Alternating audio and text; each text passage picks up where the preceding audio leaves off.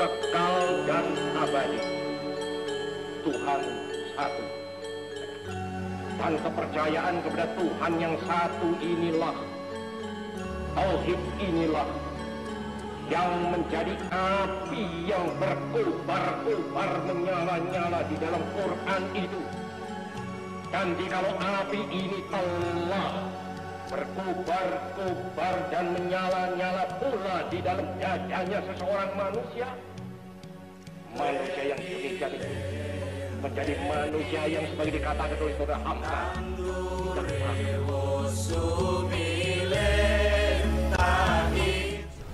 Assalamualaikum warahmatullahi wabarakatuh. Alhamdulillahirabbil alamin. Assalatu wassalamu ala sayyidina Muhammad wa ala alihi at-tayyibin wa sahbihi al-muntajabin wa tabi'ina lahum bi ihsanin ila yaumiddin.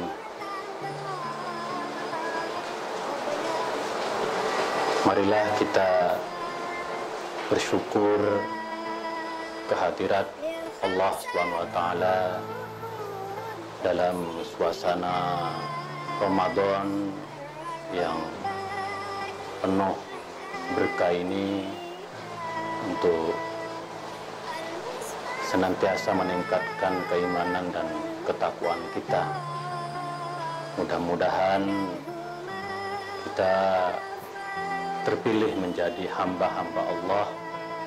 Man shoma Ramadana imanan wa ihtisaban ghufira lahu ma taqaddama min dambihi wa ma ta'akhkhar. Barang siapa yang berpuasa dengan penuh keimanan, penuh kekhusyuan, maka dosa-dosa kita akan diampuni, baik dosa-dosa yang terdahulu maupun dosa-dosa yang akan datang.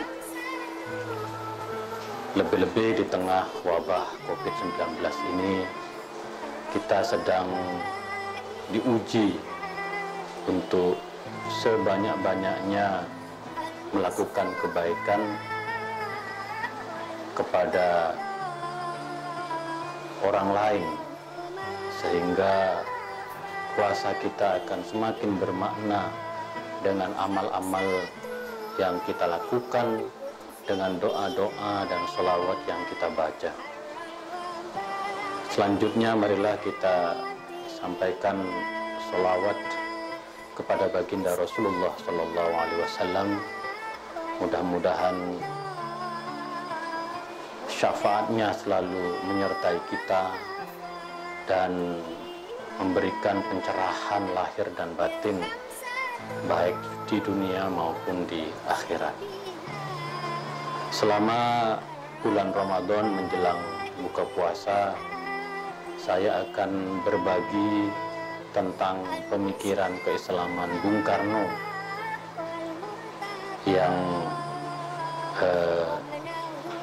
berada di bawah, yang ada di dalam buku di bawah bendera revolusi, di mana ini memuat pidato-pidato dan tulisan Bung Karno yang sangat menginspirasi dalam perjalanan bangsa ini. Kalau kita membaca buku di bawah bendera revolusi, maka sebagian besar dari tulisan yang ada di dalam buku ini adalah tentang keislaman, yang kita tahu turut serta membentuk cara beragama dan berkeyakinan di negeri ini, yang sering dikatakan oleh Bung Karno dalam pidato 1 Juni 1945, yaitu ketuhanan yang berkebudayaan, ketuhanan yang berkeadaban, yang saling menghormati, saling menghargai antara satu kelompok dengan kelompok yang lain, antara satu orang dengan orang yang lain. Tidak ada egoisme dan fanatisme. Nah, itulah pikiran-pikiran Bung Karno yang begitu menginspirasi negeri kita. Saya sendiri pada suatu hari pernah kedatangan tamu para ulama dari belahan dunia, termasuk dari Amerika, dari Eropa, dari Timur Tengah, dari Asia, dan mereka bertanya kepada saya, kenapa wajah Islam Indonesia ini begitu toleran, begitu moderat. Dan saya mengatakan bahwa di antara jawabannya yaitu karena pikiran-pikiran Bung Karno tentang keislaman dan kebangsaan, sehingga di negeri ini tidak ada pertentangan antara Islam dan nasionalisme. Bahkan Islam dan nasionalisme berkait kelindan, saling mendukung di bawah Pancasila, yang itu menjadi kalimatun sawa, menjadi titik temu dari berbagai keyakinan, agama, suku, dan bahasa. Nah, Bapak Ibu yang saya hormati, pada episode kali ini saya akan membedah salah satu ceramah dan tulisan Bung Karno yang berjudul Api Islam, Motor Terbesar Umat Manusia. Tulisan ini atau pidato ini disampaikan dalam peringatan Nuzulul Quran di Istana Negara pada tanggal 1 Februari 1964. Jadi pada kesempatan bulan Ramadan, dan kita tahu salah satu legasi dari Bung Karno yang sangat luar biasa terhadap umat Islam, yaitu selalu merayakan peristiwa-peristiwa penting dalam sejarah Islam di Istana Negara, dan diantaranya adalah peristiwa Nuzulul Quran, yaitu peristiwa turunnya Al-Quran yang dibawa oleh malaikat Jibril kepada baginda Rasulullah Sallallahu Alaihi Wasallam. Nah, ada beberapa poin yang disampaikan Bung Karno terkait dengan bagaimana kita semua bisa mendapatkan api Islam untuk menjadi kekuatan kita dalam mengarungi kehidupan berbangsa dan bernegara ini. Yang pertama, kesadaran bahwa kita umat Islam mempunyai Al-Quranul Karim sebagai kitab suci, sebagai pedoman dalam kehidupan kita. Betapa besar manfaat dan makna yang tertuang di dalam Al-Quran, sehingga Al-Quran menjadi arah, menjadi cahaya, menjadi petunjuk, nur cahaya. Allahu nurus samawati wal ard. Allah adalah cahaya langit dan bumi. Al-Quran sebagai petunjuk. Alif lam mim dalikal kitabul la raiba fi hudan lil muttaqin. Nah, Bung Karno mengingatkan kepada kita betapa pentingnya Al-Quran sebagai pegangan hidup, sebagai way of life. Bayangkan, kata Bung Karno, kalau umat Islam tidak mempunyai Al-Quran, apa jadinya peradaban dunia? Maka kita beruntung sekali umat Islam hidup di tengah-tengah hadaratul Quran, yaitu peradaban Al-Quran. Maka di bulan Ramadan di mana Al-Quran diturunkan, kita mempunyai tradisi menghatamkan Al-Quran, mengaji dan mengkaji Al-Quranul Karim, sehingga kita memahami apa sungguhnya isi di dalam Al-Quran itu sendiri. Intinya bahwa kita harus mempunyai keyakinan bahwa Al-Quran adalah sebagai cahaya bagi kehidupan, nur, bahwa Al-Quran sebagai petunjuk bagi kehidupan kita. Seorang pemikir besar namanya Syakib Arsalan mengatakan, limada ta'akhkhara muslimun wa taqaddama ghairuhum. Kenapa umat-umat lain maju sedangkan umat Islam mundur ke belakang? Jawabannya karena kita menjauhi Al-Quran. Nah, Bung Karno mengingatkan kepada kita umat Islam agar selalu memahami Al-Quran secara benar, secara menyeluruh, dan kita dapat mengambil api Islam di dalam Al-Quran itu sendiri. Nah, salah satu api Islam yang menjadi perhatian Bung Karno yaitu bahwa Islam sebagai agama perdamaian. Islam is religion of peace. Islam is religion of salam. Nah, ini menjadi titik berat dari pemikiran Bung Karno. Karena kita tahu betapa banyak orang-orang yang menuduh Islam sebagai agama pedang, terutama dari sebagian orientalis yang hanya melihat Islam dari sisi perang. Nah, Bung Karno pada peringatan Nuzul Quran ini ingin mengatakan salah satu api Islam itu karena Islam adalah agama perdamaian. Dan kita tahu bahwa Islam sendiri berasal dari kalimat salima yaslamu salaman, aslama yuslimu islaman, yaitu yang artinya berserah diri, yang artinya damai, yang artinya selamat. Jadi Islam itu sebenarnya berasal dari kata aslama yuslimu islaman, mendamaikan. Maka sebagai seorang muslim untuk mempunyai api Islam, maka perannya adalah peran perdamaian, mendamaikan. Dan Bung Karno juga menegaskan salah satu tradisi yang sangat baik yang itu diinspirasi dari Rasulullah SAW.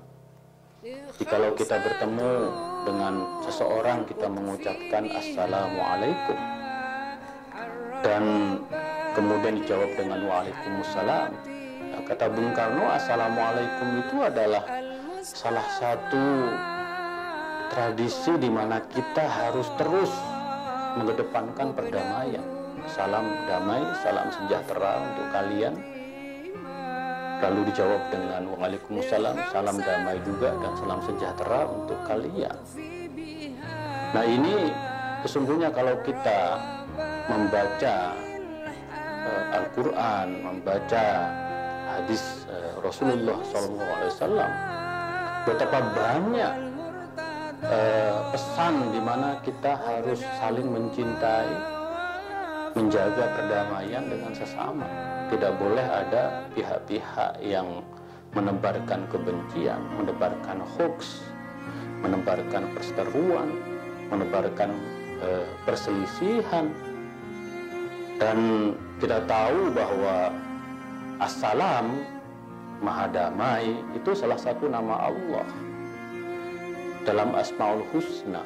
Maka kalau setelah kita sholat, kita membaca Allahumma antas salam wa minkas salam wa ilaika ya'udus salam tahayyina rabbana bisalam wa adkhilna jannata darus salam. Allahumma antas salam, ya Allah, engkau yang Maha Damai. Karena Allah Maha Damai, maka tugas kita adalah membumikan perdamaian. Kita harus membuktikan seperti kata Bung Karno bahwa Islam adalah religion of peace, agama yang mendorong pada perdamaian. Pada suatu hari Rasulullah ditanya oleh sahabat, yang kita tahu bahwa para sahabat selalu bersama Rasulullah, mendampingi Rasulullah. Tetapi ada satu pertanyaan yang sangat menggelitik. Ayul Islami khair ya Rasulullah, ayul Islami afdal ya Rasulullah, dalam riwayat yang lain. Apakah Islam yang paling utama wahai Rasulullah? Apakah Islam yang paling mulia wahai Rasulullah? Kemudian Rasulullah menjawab, afsus salam, sebarkan perdamaian. Wa ta'amut ta'am, dan berikanlah makanan ala man arafta man lam ta'rif, baik kepada yang kamu kenal maupun kepada yang tidak kamu kenal. Itulah Islam. Jadi sebenarnya kalau kita tidak menebarkan perdamaian, maka kita belum betul-betul mengamalkan ajaran Islam. Seperti kata Bung Karno, Islam religion of peace, Islam religion of salam. Tanggung jawab kita sebagai umat Islam itu begitu besar, karena kita harus menciptakan perdamaian. Kalau kata ulama-ulama NU bahwa ada 3 level perdamaian yang harus kita terus dorong. Pertama, perdamaian sesama muslim, ukhuwah Islamiyah, bahwa siapapun apapun kelompok keyakinan mazhab kita harus menjunjung tinggi perdamaian, ukhuwah Islamiyah. Bahkan dalam mazhab ahli sunnah wal jamaah, Imam Abul Hasan al Ash'ari mengatakan bahwa selama seseorang itu menghadap kiblat, maka dia tidak boleh diperlakukan secara diskriminatif.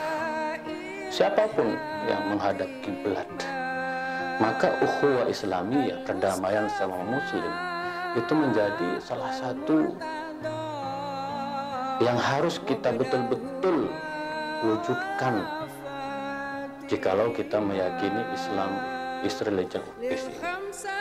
Nah, kenapa kalau kita sesama muslim itu damai, bersahabat, bersaudara, maka kita akan masuk pada level yang kedua, yaitu perdamaian sesama warga bangsa, ukhuwah wataniyah, bahwa kita apapun agamanya, apapun sukunya, apapun kelompoknya, apapun mazhabnya, apapun keyakinannya, bahwa kita harus menjaga perdamaian dalam konteks kebangsaan. Hubbul watan minal iman, mencintai tanah air adalah bagian dari iman. Nah, ini tentu menjadi tanggung jawab kita sebagai warga bangsa untuk mewujudkan perdamaian dalam konteks keindonesiaan, dalam konteks kebangsaan.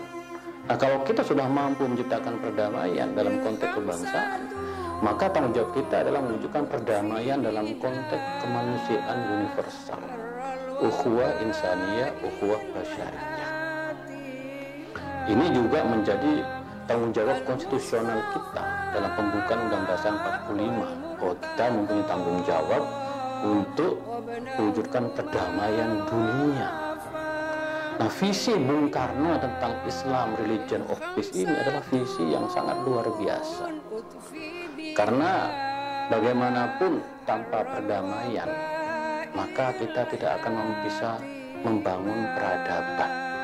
Maka di dalam Al-Quran disebutkan wa in janahu lis-silmi fajnah laha wa tawakkal 'ala Allah innahu huwas samiul 'alim. Kalau seandainya mereka memilih untuk damai, maka kita harus memilih mengutamakan perdamaian. Jadi perdamaian itu adalah salah satu api Islam yang akan menjadi kekuatan kita untuk tidak hanya membangun peradaban umat Islam, tetapi juga membangun peradaban Indonesia dan lebih-lebih membangun peradaban dunia. Nah, kita tahu bahwa di tengah COVID-19 ini kita melihat betapa kita sangat lemah. Kita membutuhkan orang lain. Negara Amerika yang mengatakan dirinya superpower sekarang betul-betul lumpuh, betul-betul tidak berdaya, membutuhkan bantuan negara-negara lain. Begitu juga negara-negara yang selama ini disebut dengan negara kaya minyak seperti Arab Saudi. Nah, kalau kita mengambil hikmah dari COVID-19 ini, maka tentu perdamaian adalah kata kunci. Persaudaraan, solidaritas itu akan menjadi kekuatan, dan perdamaian, persaudaraan, solidaritas menurut Bung Karno adalah api Islam yang akan menjadi motor terbesar penggerak umat manusia. Dan kita menjadi paham betul bahwa kekuatan Islam itu kekuatan pada nilai, pada kebenaran, pada hak, pada kesucian, pada perdamaian yang itu menjadi kekuatan kita. Jadi selama bulan Ramadan, marilah kita menggali terus api Islam yang akan menjadi kekuatan penggerak, kekuatan transformasi sosial. Bung Karno selalu mengatakan bahwa Al-Quran diturunkan di padang pasir yang kering, panas, tetapi mampu mewujudkan api Islam, api perubahan, api pembebasan. Kita yang hidup di negeri yang tanahnya subur, pemandangannya sangat elok, warganya yang guyup, mestinya mempunyai kekuatan api Islam yang lebih luar biasa lagi untuk menciptakan perubahan. Nah, selanjutnya Bung Karno juga menggarisbawahi tentang ayat yang pertama kali turun kepada baginda Rasulullah SAW, yaitu ayat dalam suratul Alaq, Iqra bismi rabbikal ladzi khalaq, khalaqal insana min 'alaq. Iqra wa rabbukal akram alladzi 'allama bil qalam 'allamal insana ma lam ya'lam. Ini juga kata Bung Karno menjadi apinya Islam, bahwa kita beruntung sekali mempunyai peradaban Iqra, peradaban membaca. Bung Karno menggambarkan bagaimana ketika Rasulullah melihat malaikat Jibril, seolah-olah kata Bung Karno itu apinya Islam. Nah, Iqra ini adalah sesuatu yang sangat penting sekali, membaca. Karena dengan membaca maka kita akan mempunyai ilmu pengetahuan, sehingga cakrawala kita terbuka untuk mengetahui apa saja firman-firman Tuhan, apa saja kekuasaan Tuhan. Ada wahyu yang tertulis, yaitu Al-Quranul Karim, ada wahyu yang tidak tertulis. Nah, kita di dalam kehidupan ini dituntut untuk membaca, karena dengan membaca maka kita akan mempunyai pemahaman, pengetahuan yang luas. Nah, disitulah Iqra ini kata Bung Karno menjadi salah satu kekuatan dari kebangkitan negara-negara Islam. Kita tahu bahwa hampir sebagian besar di negara di Timur Tengah itu dijajah. Aljazair, Tunisia, Mesir, Maroko. Itu negara-negara yang dulunya dijajah. Tetapi dengan peradaban Iqra yang kemudian mentransformasi menjadi apinya Islam, maka muncul kesadaran tentang pentingnya kemerdekaan, tentang pentingnya melawan penjajah, melawan imperialisme. Dan Bung Karno mendapatkan ini, inspirasi ini dari Jamaluddin Al-Afghani, salah satu tokoh penting yang mendorong supaya Iqra, supaya umat Islam itu menggunakan akalnya, supaya umat Islam itu mempunyai kesadaran terhadap bahaya penjajahan, yang kemudian diteruskan oleh muridnya Muhammad Abduh. Dan kita tahu bahwa pikiran-pikiran dari Jamaluddin Al-Afghani dan Muhammad Abduh terus serta mewarnai pemikiran bagaimana Iqra menjadi salah satu api Islam yang akan membebaskan dunia dari penjajahan dan imperialisme.